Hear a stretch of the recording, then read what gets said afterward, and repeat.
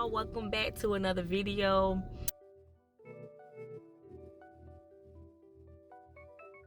What I want to talk about today is how to be happy all the time. And I know that sounds so cliche because we hear it a lot. A lot of people are always saying, oh, just be happy, you got everything to be happy for, and you have to count your blessings and this and that. And to some people, that's not easy to do, especially during the time that they're going through.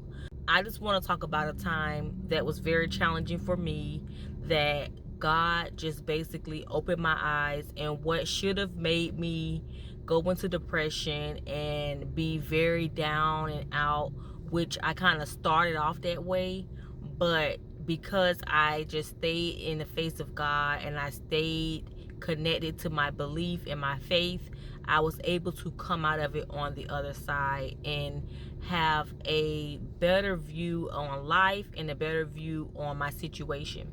I was having a lot of pain throughout the summer of 2019, which was around June and July, and I decided, let me go to the hospital before the kids start school, because I just want to figure out what's going on and at least deal with whatever it is before school starts. Around the beginning of August, I went to the hospital, and that same night I stayed, and they scheduled me for a emergency surgery because my appendix was going to erupt.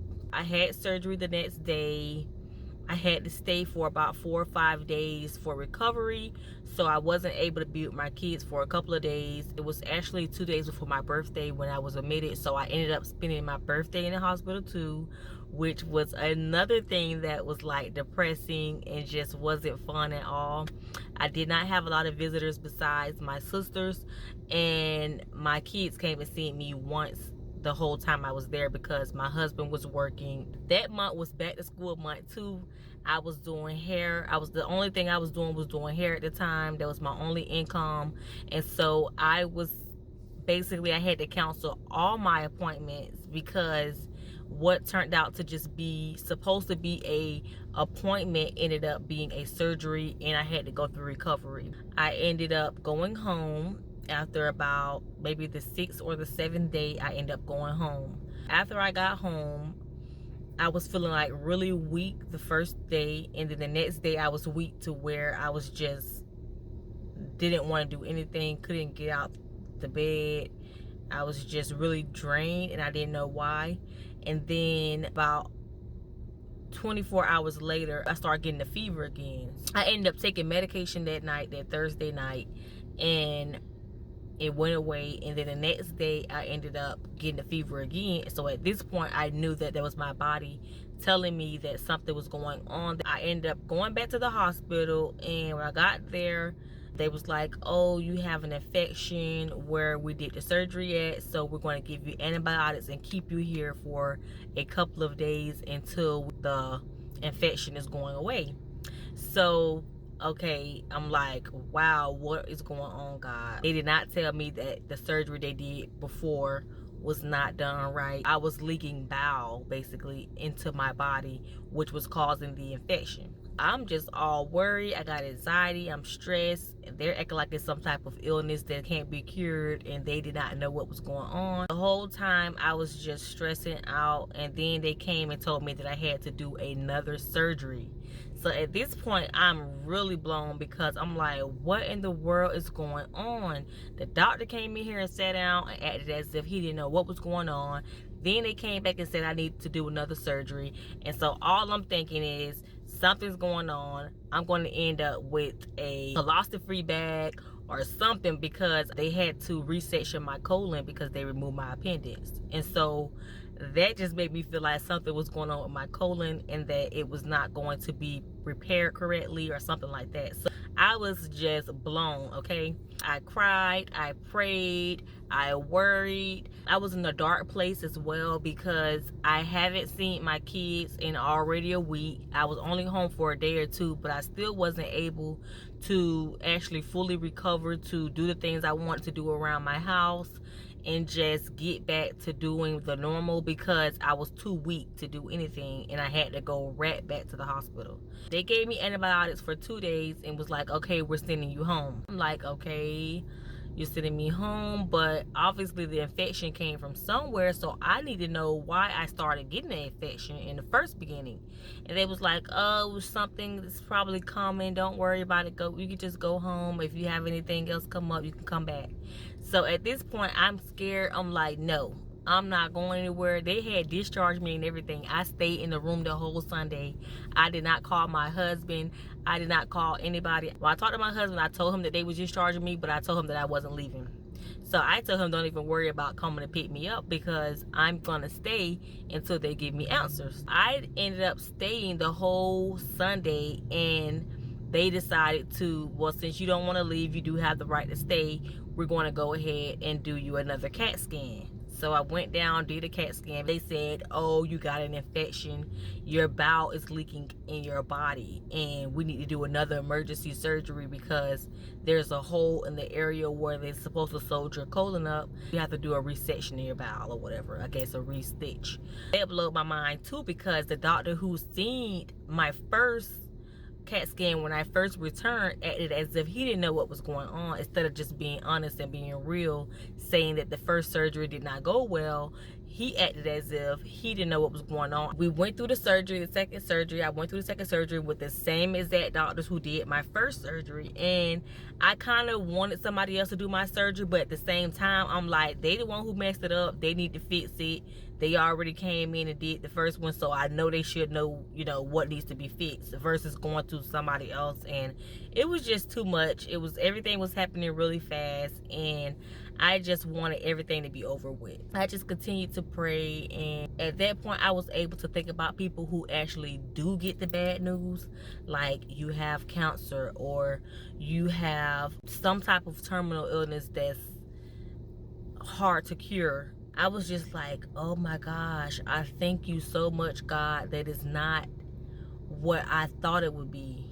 You know, that is not what it could have been. You know, that is not something that I really would have, I don't know. I just was thanking God that it was that and it wasn't something else worse. We completed the surgery, and I ended up feeling a lot better after the first surgery, which I kind of knew something was wrong with the first surgery because after that surgery, they had me walking the next day after that surgery, like hours later, and I was having a lot of pain on my right side. And I thought maybe it was because I had the surgery and they had stitched me back up. So I was like, maybe it's just a little pain there. And the doctor was saying it's probably gas.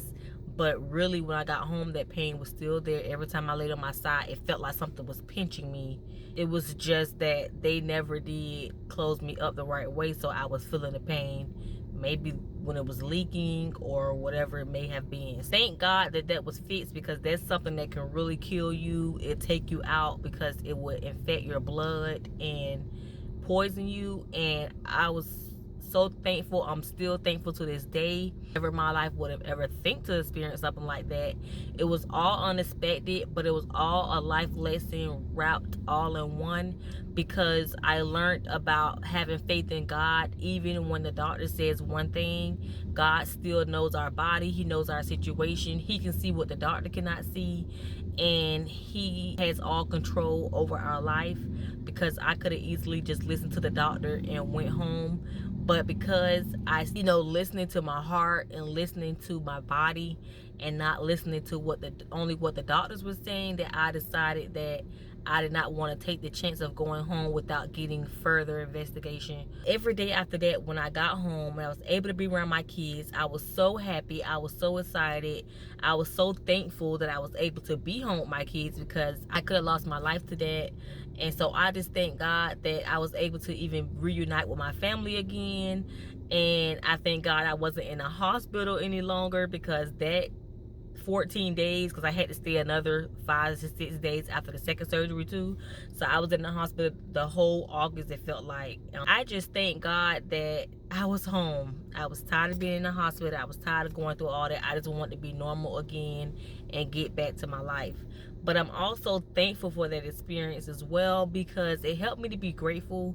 It showed me how to be happy in life even through circumstances that does not make you happy. Just counting my blessings, counting the fact that God gave me the opportunity to have children, experience a family, even when I don't feel like doing laundry or tired of doing laundry, tired of washing the dishes, tired of cooking.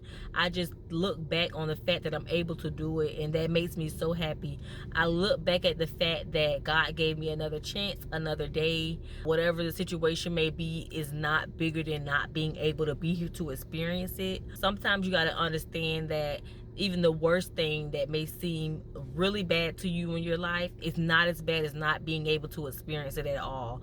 Because you're able to experience it, you're able to grow, you're able to become a better person. And there's people out here who no longer have the opportunity to experience anything in life. Even the smallest thing to you may be something big to someone else. Like having the legs to walk or the eyes to see could be something that someone could dream of. They may be born without the sight to see and just wish they can see the world at least for 2 seconds. And that's exactly what I am grateful for. I'm grateful that I'm able to look at life so different now that I can find anything to be happy for. I could be sitting at my desk at work and being like, okay, we gotta knock these 8 hours out, but I wish I could be doing this, that, and the third. But I'm grateful that I have a job. I'm grateful that I can sit here at my desk and drink me a cup of coffee. And some people don't have that opportunity. Some people are still out here trying to find a job. I just learned to find every reason in life to be happy, every reason to be grateful.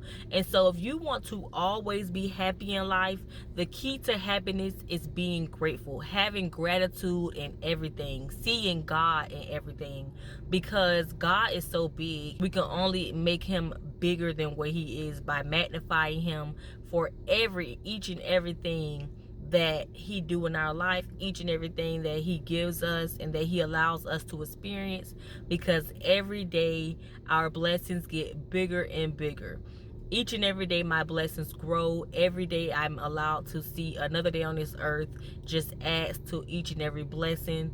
Every day that I'm allowed to get on here and create a video is a blessing.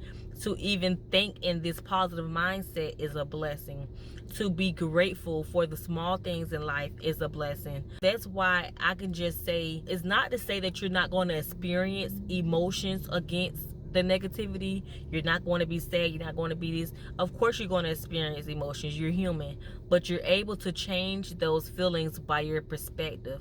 So just simply by changing your mind, you can make your life a happy place. And I just want to say that happiness is not about the money, the fame, the cars, or the house. Happiness is about how you feel, your mindset, what you feel around your environment of your life. So you can have everything in the world and still be sad because of lack of gratitude. You just have to learn how to be happy in every situation in life. Learn how to be happy, learn how to be thankful, and learn how to continue to use gratitude on a regular basis. Keep yourself in a positive state of mind and continuously stay happy. I make sure that I find a way to be happy every day. Even when the situation come my way, I may feel down for a couple of seconds because of course I'm going through something at that moment, but immediately I like to change the whole story by thinking about the positive side of it. Just for example, let's just say you lost your wallet. You can be like, oh my gosh, I'm going crazy, I don't know what my wallet is, my money's gonna be missing, I'm gonna be broke again. And you can name 1,000 reasons why you're gonna be so upset. But if you just think about the simple fact that you have life and that you have another day that you can go to work and make more money, that you have another day that you can go buy you another wallet, live to see another day to make more money than you ever made in your past, and you have the opportunity to do that, that outweighs the fact that you lost one thing because you're able to gain more than you ever had before. And I feel like that's the perfect example, because there's people who have lots of money, but when they pass away, they can't take it with them. But if you lose money and you're still living, you can always make more. That's it for today, because I do not want to stretch this video out longer, because I can go on and on. But I just want to come on here and share that with you all. My journey of learning how to be happy always. And that's just a tip for you guys to just change your perspective about the situation.